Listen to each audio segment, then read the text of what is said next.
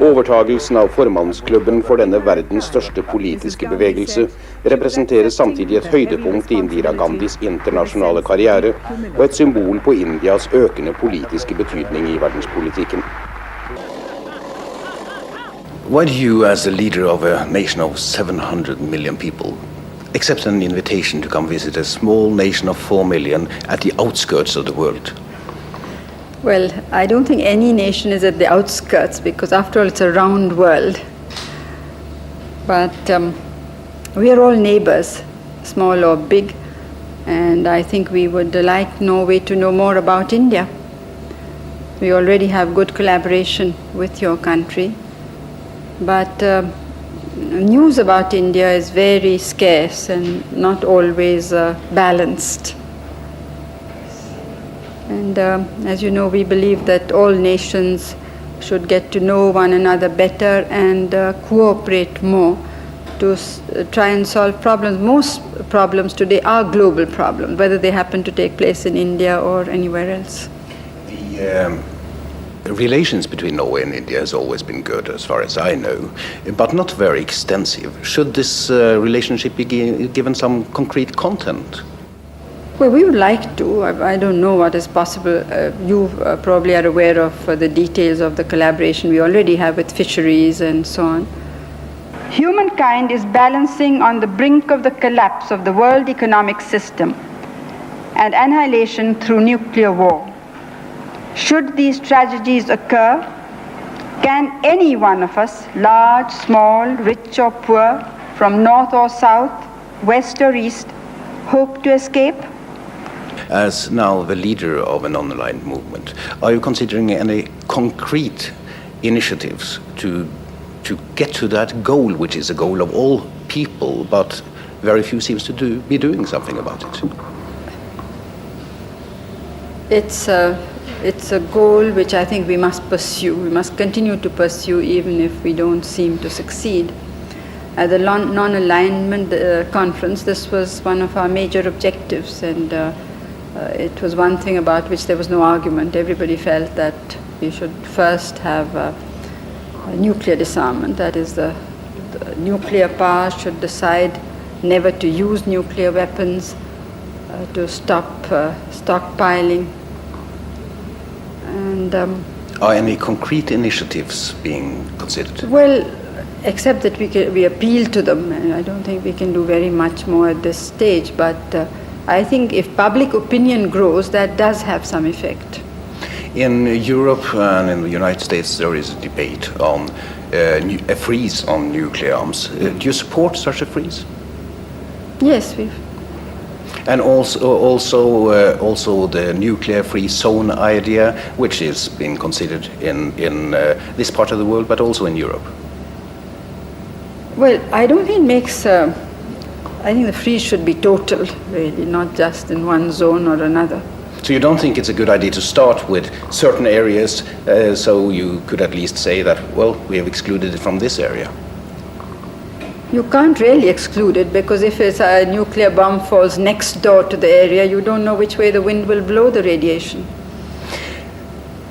All this talk about disarmament, including in the non-aligned movement, does not prohibit the fact that you are in a certain arms race with Pakistan. Well, if we could avoid war, we certainly are very much for peace, and we have never invaded or threatened another country. But unfortunately, we ourselves have faced aggression 5 or 6 times.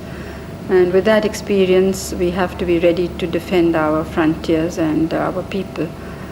But we spend very little compared to the size of our country or population or the length of our land and sea borders. We spend very little on defense. And when Pakistan suddenly jumps a decade ahead of us, we have to try to make up at least a portion of that. They jump a decade ahead. Are you referring to nuclear arms? Well, no, ordinary arms, the conventional arms. Although there's much talk of their going in for the nuclear, which they have so far denied. We of the developing world have no margin of safety. We shall be the first and the worst sufferers in any economic breakdown. In this interdependent world, where you cannot stir a flower without troubling a star, even the most affluent are not immune to such disturbances. Only with coexistence can there be any existence. At the non-aligned summit, one of the important aspects was the North-South dialogue, where the conference more or less said it's dead or a non-starter. What can you do in order to get it started? Well, several initiatives have been taken, Cancun and so on. It's true, nothing much has come out of it. But I think that more and more countries in Europe are realizing that it must come about in some form or another. That is why we have said that while, we are for what are called global negotiations, but we could have it in two phases and start off with certain things which are of more immediate concern. And that is why we have suggested a conference on money and finance, for instance. What do you think are the prospects for that? It doesn't seem to have been very much a positive reaction from the Western countries. Well, it hasn't been opposed, so far as I know. By the way, if I may go back on the nuclear question, I'd like to make it very clear that we ourselves have no nuclear bombs or anything, and we don't propose to make any. Now, I'd like to keep to this North-South thing a little bit, because what means do the Third World really have at its disposal to force the industrialist countries into doing something, into entering the dialogue? If we were more united, I think we could do a great deal. The industrialized countries need our markets, they need our raw materials. At the moment, their policy is rather two-faced. On the one hand, they say, well, we must have freer trade. They put up barriers. And now, if our people don't have purchasing power, then where will most of these countries sell the goods they want to make? But why should the industrialized countries enter a dialogue at the present moment? It seems they are only losing by entering this dialogue. No, I think they're losing if they don't enter into the dialogue, because as I said, that economies are linked if you look into the future, not just the immediate. But even immediately, there's hardly a country which doesn't have an economic crisis. Now, how are they going to solve it? It's obvious that the present economic system or the institutions that were built up to solve problems have proved to be quite inadequate. So something new has to be thought of. You have proposed that as many as possible of the world leaders should participate in the UN General Assembly this September. What would the purpose be of such a gigantic summit? Well, perhaps it was a bit idealistic, but the real purpose was that if you really got together, generates an atmosphere, and when people are feeling depressed all over the world, it generates hope. And also by talking about one another's problems and possible solutions, sometimes you can hit upon something which will be can be agreed to by most people. Have you had any indications at all of replies to this proposal? Well, very vague so far. We regard non-interference and non-intervention as basic laws of international behavior. Yet different types of interventions, open or covert, do take place in Asia, in Africa, in Latin America. They are all intolerable and unacceptable. Interference leads to intervention, and one intervention often attracts another. No single power or group of powers has the justification or moral authority to so interfere or intervene. But you cannot condemn one instance but condone another. At the non-aligned summit, you got a mandate to follow up the Iran-Iraq war. Have you considered anything concrete? Well, I don't know what you mean. You see, in this world, very few things are black and white. Most things are somewhere in the middle. We're in touch with both the governments. I can't say that anything very much has emerged. One non-aligned country that have seen an intervention is, of course, Afghanistan, and many people in the West find your position ambiguous. Would you like to explain this position? I think our position is quite clear.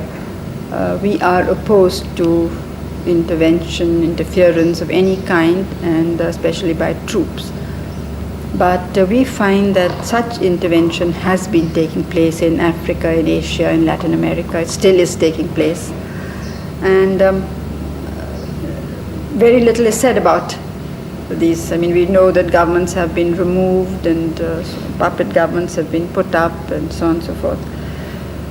So it seemed to us that just to pick on one country was not realistic. Also, that the manner in which it was done, I think, aggravated the situation instead of helping it. Because I have no doubt that with this world hue and cry, the Soviet Union would feel threatened and surrounded and therefore want to dig in their toes even more. The same applies to a certain extent to Cambodia, where your government is supporting the Heng Samrin government installed by Vietnamese intervention.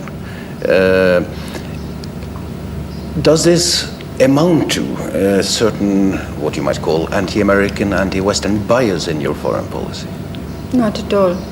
Now, our sympathies have been with Vietnam, as they are with any country that is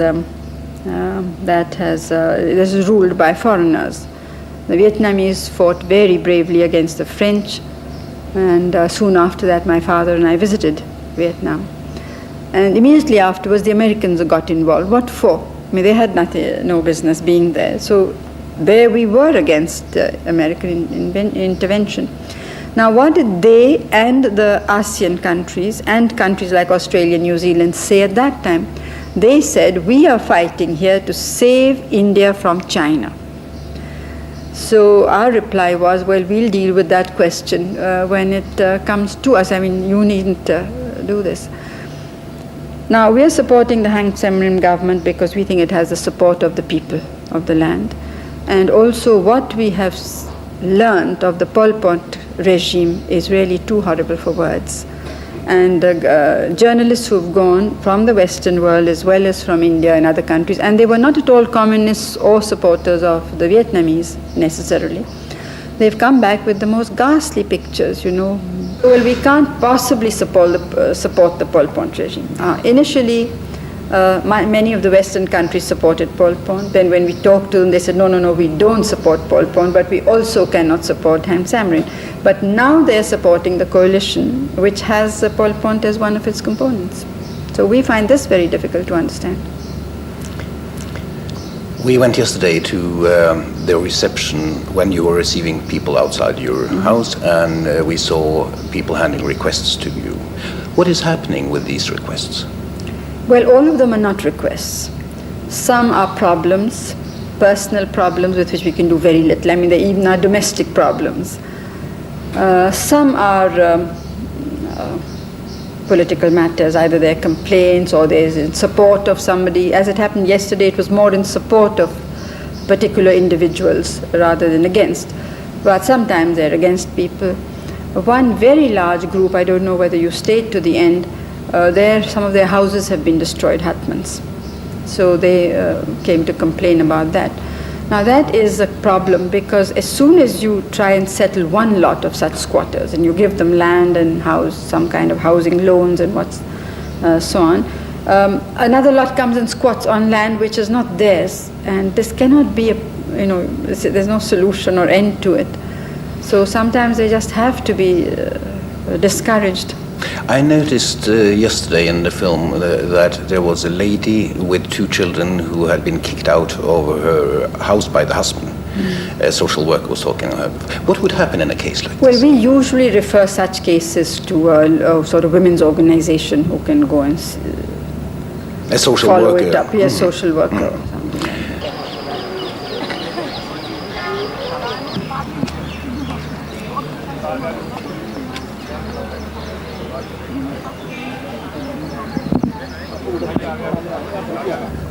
Some aspects of Indian politics have brought very negative news during the last few months. I'm thinking, of course, of Assam and Punjab.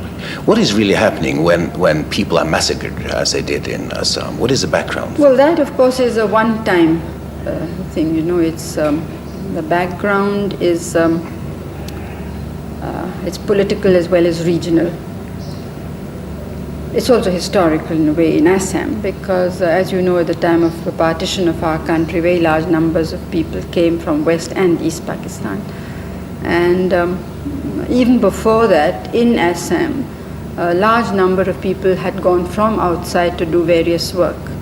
So all the tea labor is from outside, most of the teachers and so on were. Gradually they are being replaced, but for quite some time they were Bengalis. A lot of people from Nepal come in also and settle down. So every now and then the Assamese have a sort of crisis of identity. But suddenly now, we have been dealing with this problem and some people have been deported from time to time.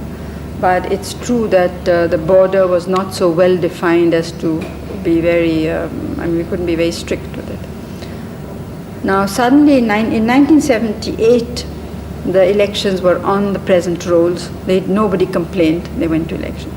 But in the 1980 parliamentary elections, they suddenly said, oh, these electoral rolls are not right. And they harassed some of our candidates and so on, but nevertheless the elections went through.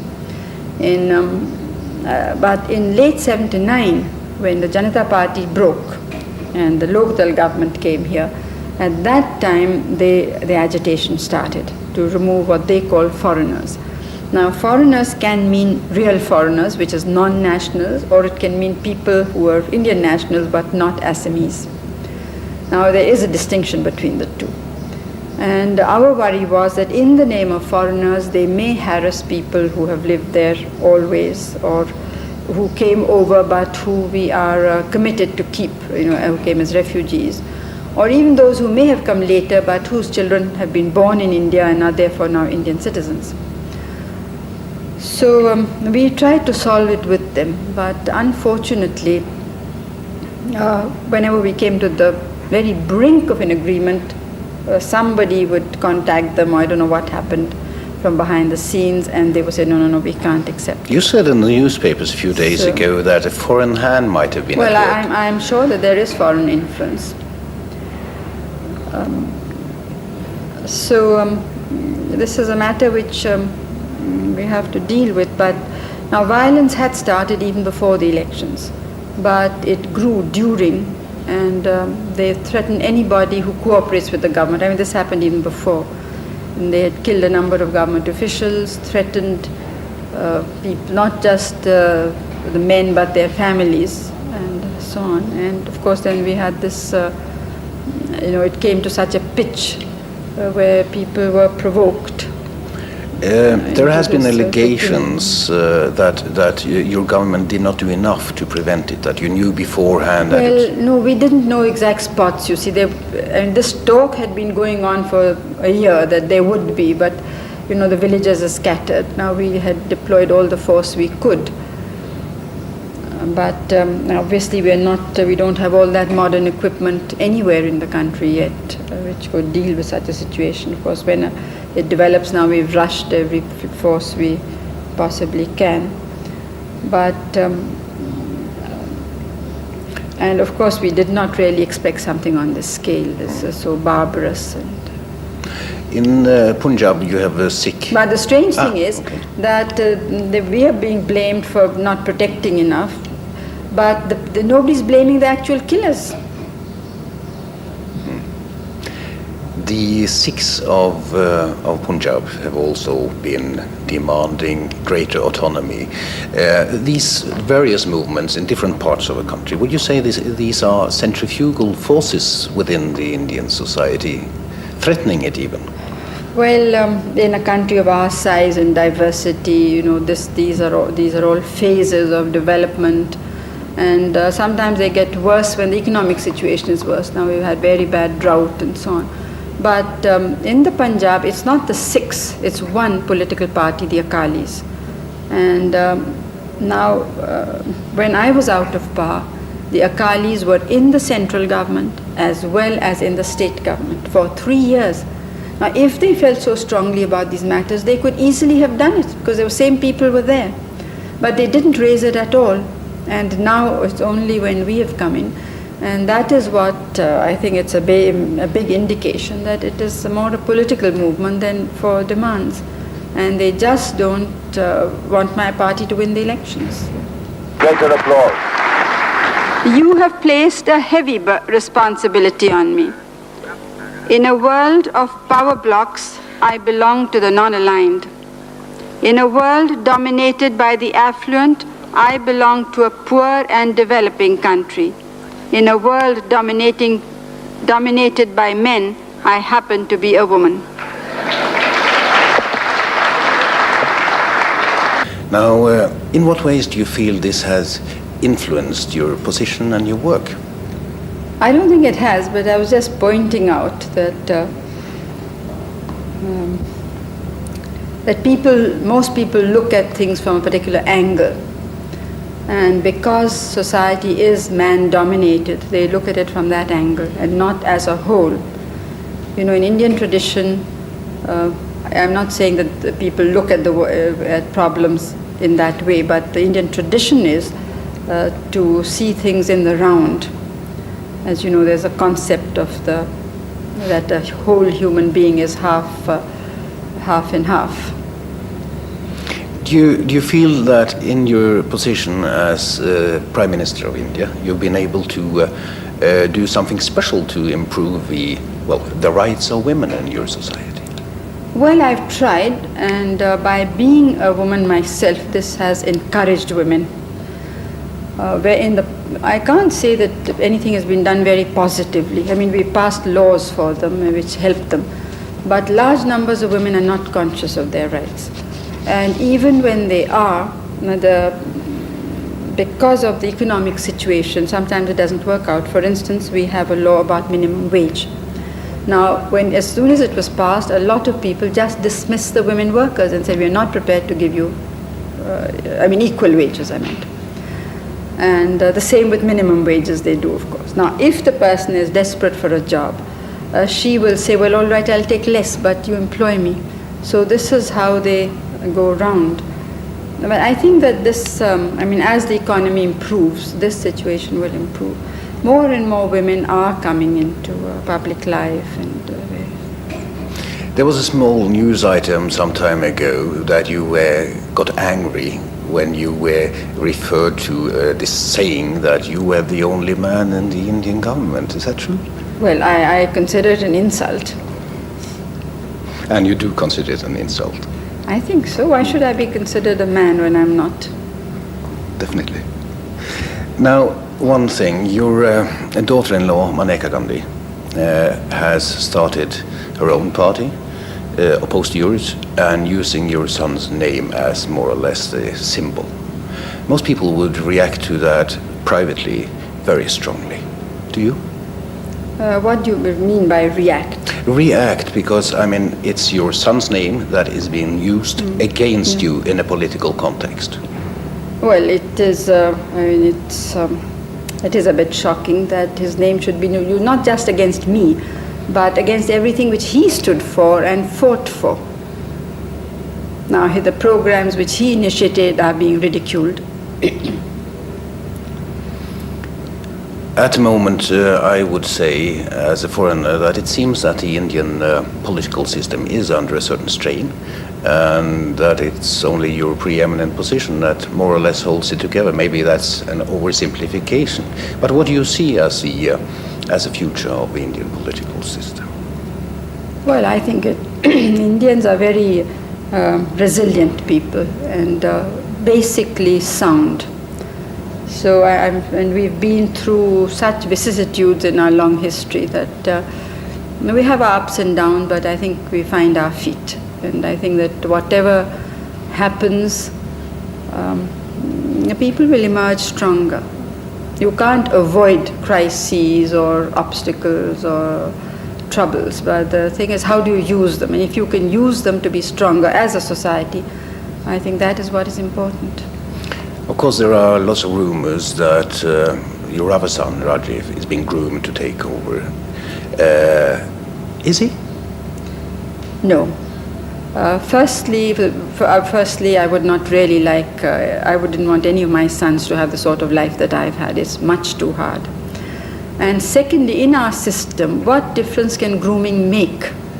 I mean, if you say grooming, that certain training, but even that there's no obvious training. It's if anybody learns by example. For instance, my father never really told me do this or do that, but I do think that I learned a lot from him, even though I was not very much with him.